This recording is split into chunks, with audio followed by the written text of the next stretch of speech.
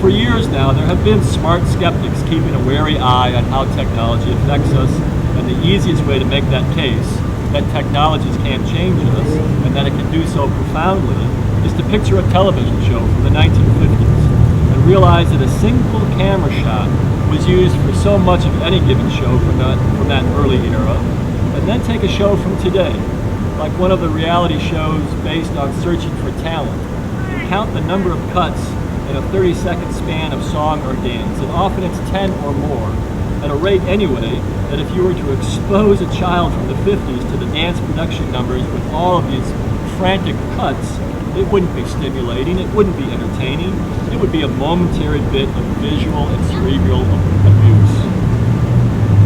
But viewing television has changed us, and now it's not enough for ESPN to deliver sports news 24 hours a day. Now there has to be a crawl along the bottom of the screen telling us another story. No, in fact, now there has to be two crawls along the bottom of the screen telling us two more stories. Plus, there has to be a sidebar telling us what story is coming next. So clearly the net is on the shortest list of technologies that affect the human condition profoundly. Not just providing us with a utility like a hammer, but shaping who we are and how we understand who we are. Think about how other technologies belong on that list, how those other technologies change us as they serve us. Now, the one that interests me most of all, because I seem to gain important insight every time I consider it, it seems to have important implications into understanding a creative soul, is a technology from the earliest times, and that's the domestication of animals.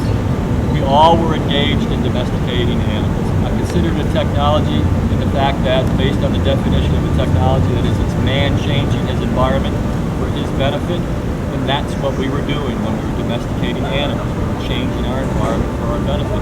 And we were all involved in domesticating animals.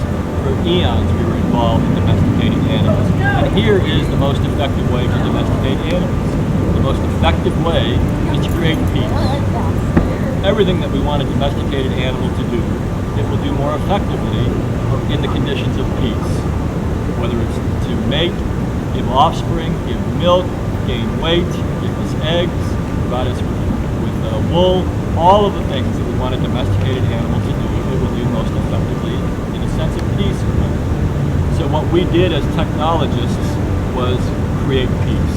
And if you're creating peace, it can't help but have a profound impact on you and make you more peaceful. I wonder sometimes if these images that we have in the movies of the serfs of the Middle Ages, perhaps mistakenly identify these serfs as slow and dumb, when in fact perhaps they were just calm and peaceful.